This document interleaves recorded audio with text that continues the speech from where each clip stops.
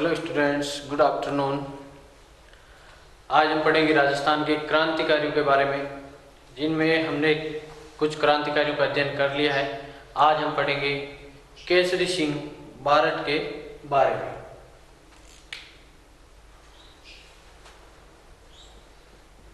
राजस्थान के क्रांतिकारी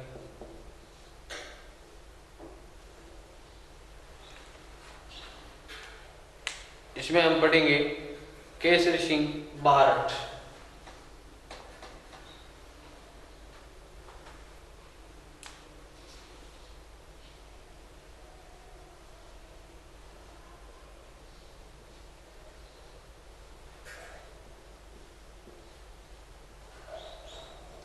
केसरी सिंह बारठ का जन्म 21 नवंबर केसरी सिंह बारठ का जन्म 21 नवंबर 1872 में हुआ था।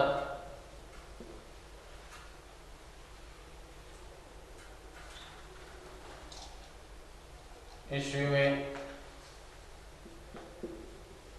शाहपुरा रियासत के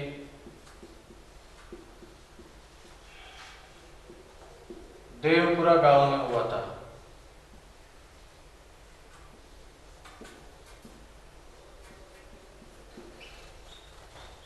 में कृष्ण जी बारठ के घर पर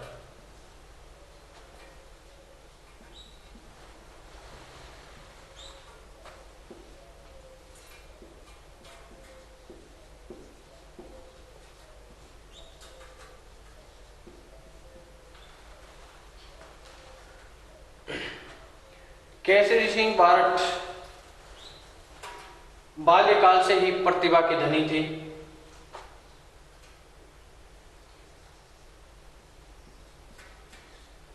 केसरी सिंह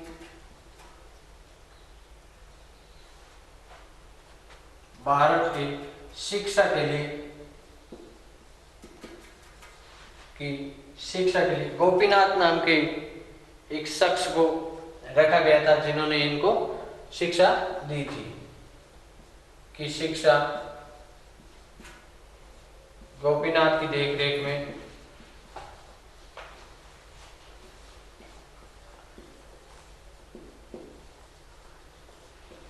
संपन्न हुई।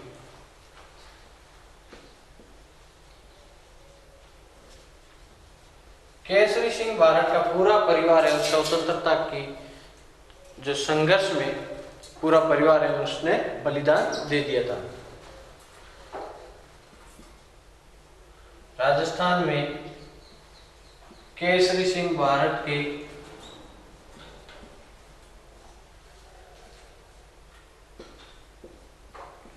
संपूर्ण परिवार के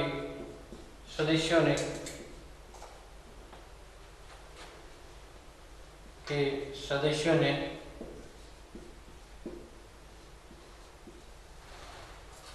क्रांति में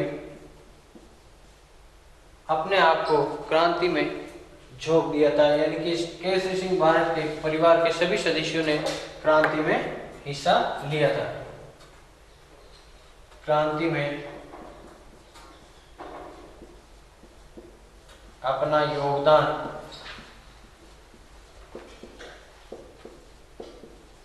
दिया था। अब आपके सामने एक क्वेश्चन उठ रहा होगा कि सर, केसरी सिंह बारठ का जन्म तो हुआ 1872 में, क्रांति हुई 1857 में, तो ये जन्म से पहले क्रांति में कैसे झोंक दिया? जन्म से पहले क्रांति में नहीं झोंका, बल्कि क्रांतियां होती रही, अंग्रेजों के खिलाफ आवाजें उठती रही, अंग्रेजों के खिलाफ जो कार्य करने में लगातार सफल रहे थे, वो थे केसरी सिंह बारठ के परिवार के लोग। हाँ, वैसे राजस्थान के बहुत से क्रांतिकारी हैं, लेकिन केसरी सिंह बारठ, इसके भाई जोरावर सिंह बारठ, इनके पुत्र प्रताप सिंह बारठ, यानी इन सब ने देश की रक्षा के लिए आवाज उठाई थी। और इस आवाज उठाने के कारण अंग्रेजों के खिलाफ हो गए थे, अंग्रेज इनके खिलाफ हो गए थे। इनको भी जेल भेजा गया था, इनके भाई को भी गिरफ्तारी वारंट निकला था, इनके पुत्र को भी जेल में सजा दी गई थी, वहीं पर उनकी मृत्यु हो गई थी। यानी कि इन्होंने अपने देश की रक्षा के लिए क्या किया था, अपने प्राणों का न्योछावर कर दिया था, यानी अपने प्राण न्योछावर कर दिए थे, प्राण या हम कह सकते हैं कि बलिदान दे दिया था। अब केसरी सिंह भारत ने और क्या किया था? केसरी सिंह भारत ने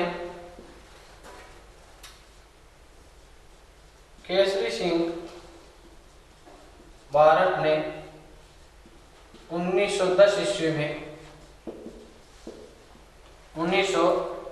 में वीर भारत सभा की स्थापना की थी।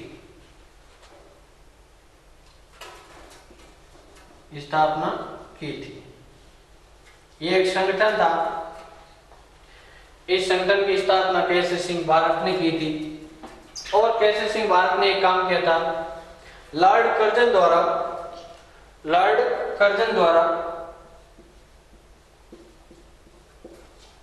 कर्जन वही जिसने बंगाल का विभाजन किया था, गवर्नर जनरल था लॉर्ड कर्जन भारत का। लॉर्ड कर्जन द्वारा 1903 में दिल्ली दरबार का आयोजन किया गया। दिल्ली दरबार का आयोजन किया गया।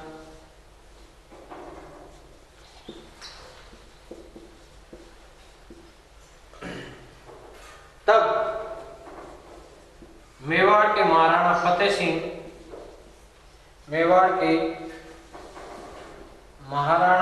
सिंह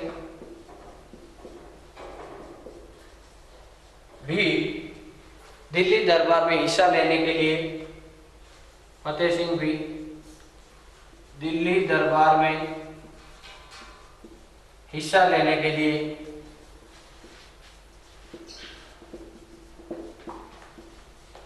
जा रहे थे।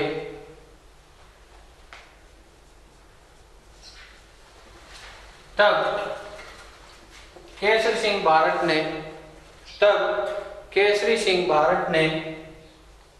महाराणा फतेह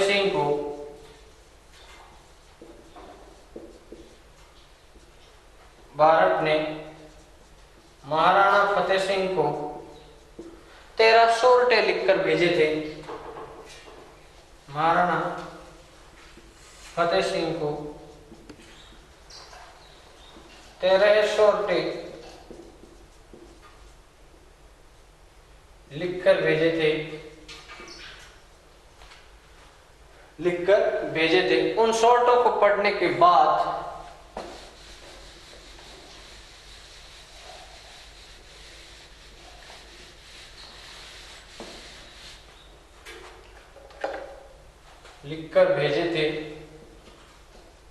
उन सोरठों को पढ़ने के बाद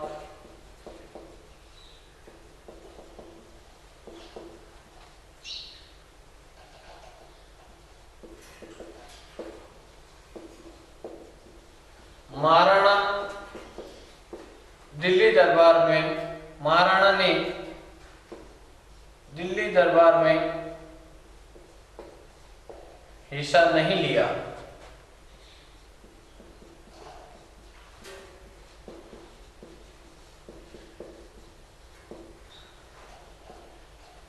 इन 13 सोरठों को चेतावनी का चुंगटिया के नाम से भी जाना जाता है।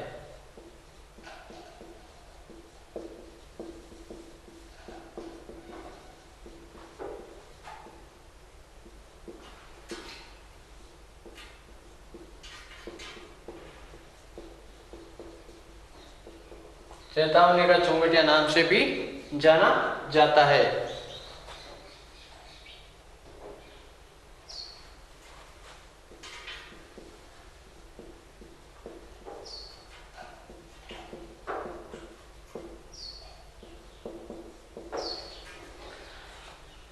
केसरी सिंह भारत चारण जाति से रिलेटेड थे। एक कवि होने के साथ साथ एक बहुत अच्छे योद्धा भी थे। यानी कि तलवारबाजी भी करना जानते थे।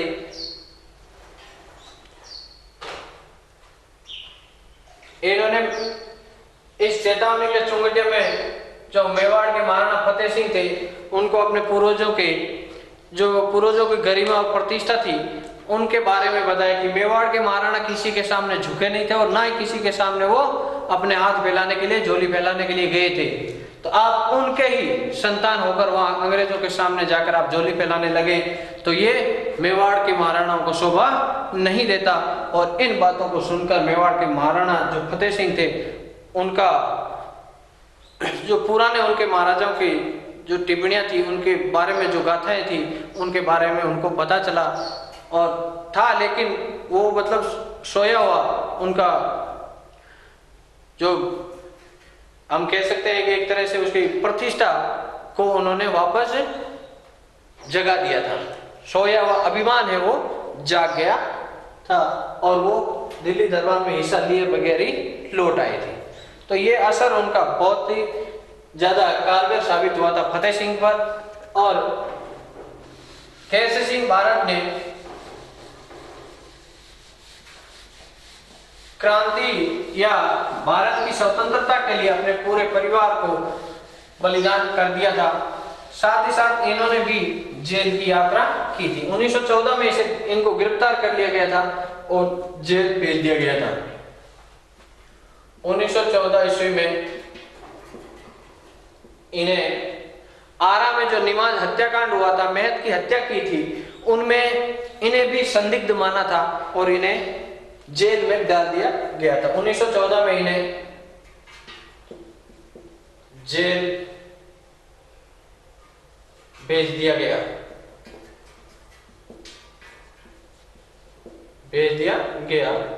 कारण यह कि आरा में जो निमाज हत्याकांड हुआ था उसमें इनकी भूमिका संदिग्ध मानी गई थी और इस वजह से इनको जेल हुई थी। 5 साल की सजा हुई थी। 5 साल की सजा दी गई। इनके भाई जोरावर सिंह भारत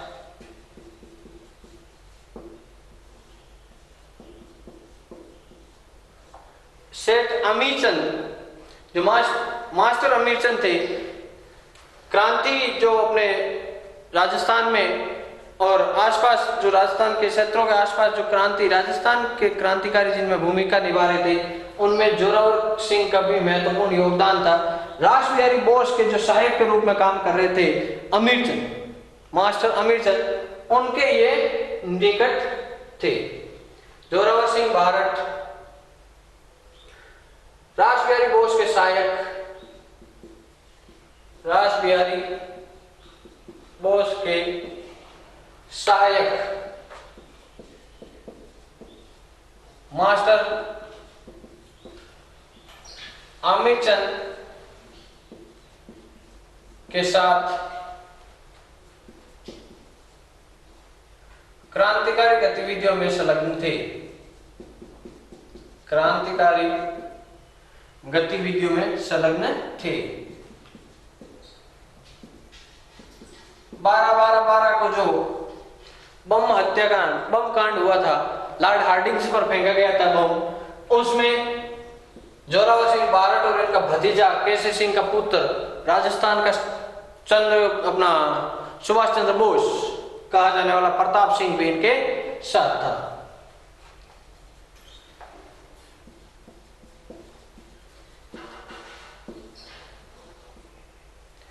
अब वो कांड करने के बाद जोरावर सिंह भारत के लिए गिरफ्तारी वारंट निकाला गया। जोरावर सिंह भारत भूमिगत हो गए थे और उन्होंने भूमिगत रहते हुए कई और कार्य भी इन्होंने किए और अंततः इनको ज्वर पीड़ित होने के कारण, इनकी पीलिया होने के कारण इनका स्वर्गवास हो गया था। जीता जी वो कभी भी अंग्रेजों के हाथ नहीं लगे थे। जोरावर सिंह भारत प्रताप सिंह भारत के सहोदर भाई।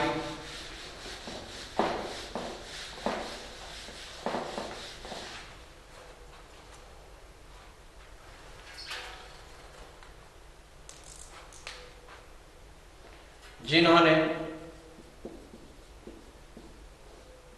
लॉर्ड हार्डिंग्स पर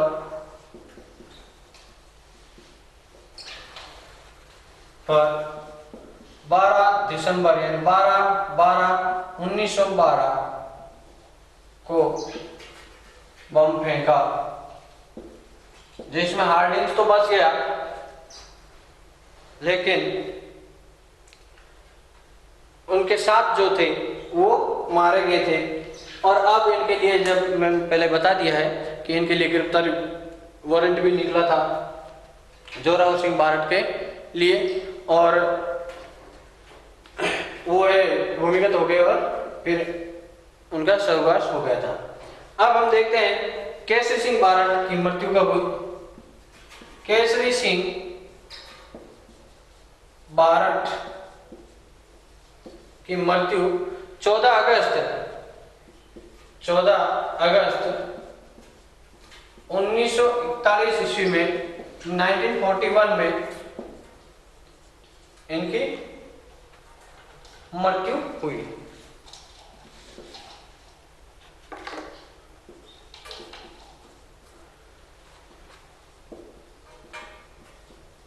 ये कवि होने के साथ साथ एक पराक्रमी वीर योद्धा भी थे। इसके साथ ही केसरी सिंह टॉपिक हमारा समाप्त हुआ। धन्यवाद।